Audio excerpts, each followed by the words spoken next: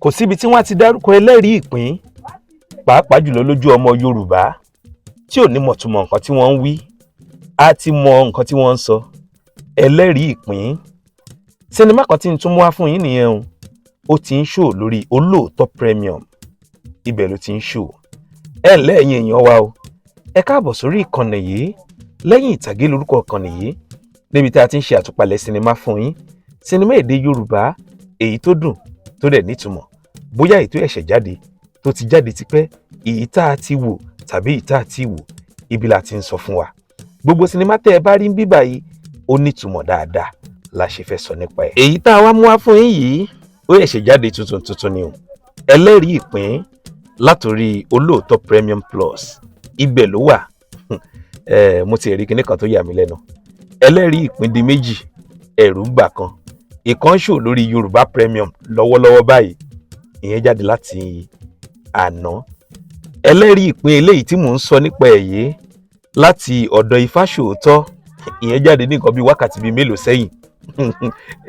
ẹlẹ́rìí ìpín wá di méjì lórí YouTube, ẹ̀rù ń bà kan.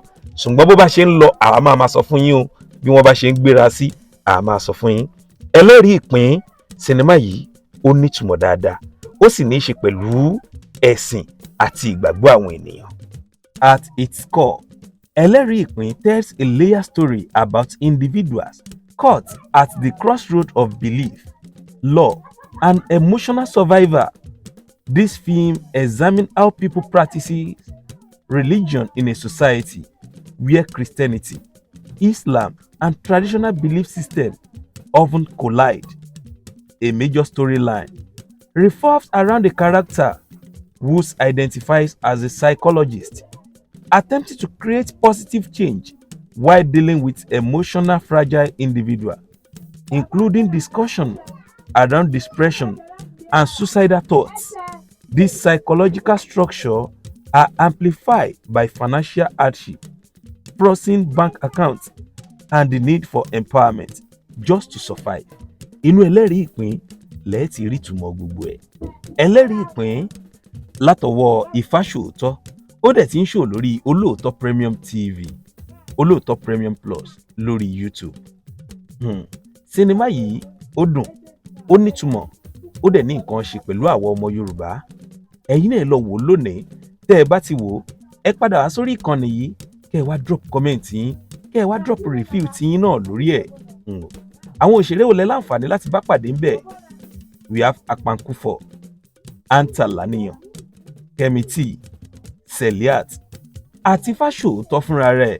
ẹ máa bá gbogbo wọn pàdé ńbẹ̀. ẹ jẹ́ ká lọ wò ó. babaláwo Ifasooto ò kéré nú ayé o.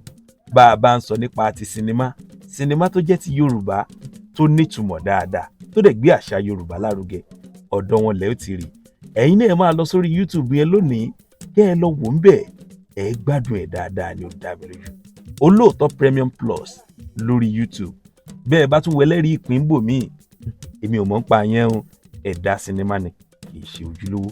ẹ má gbàgbé nǹkan tí mo sọ fún yín láti bẹ̀rẹ̀ pẹ̀pẹ̀, ìpè bí ẹni bá jẹ́ ìgbà àkọ́kọ́ tí ẹ kọ́kọ́ rí ìkànnì yìí Lẹ́yìn Ìtàgé, ohun tẹ́ ẹ ní láti ṣe náà ni pé kẹ́ ẹ bá wa hit subscribe button yẹn. ẹ̀yin subscribe sórí ìkànnì yìí kẹ́ ẹ lè máa jẹ̀gbádùn gbogbo àwọn content tá a bá ti ń mú wá, bí fíìmù Yorùbá ṣe ń jáde bá a ṣe ń sọ fún yín, ẹ lè máa jẹ̀gbádùn ẹ̀ lọ́lọ́kan òjọ̀kan. ẹ ṣé gan-an nítorí pé ẹ ń tẹ̀lé wa. ẹlẹ́rìí ìpín nìyí tá a mú wá fún yín lónìí. ó yẹ sáré lọ wò ó lórí Olooto Premium. ó ti wà ń bẹ̀, ó ti ń ṣò. ẹlẹ́rìí ìpín di méjì, ẹ̀rù ń bà kan. ẹ ṣé, God bless you.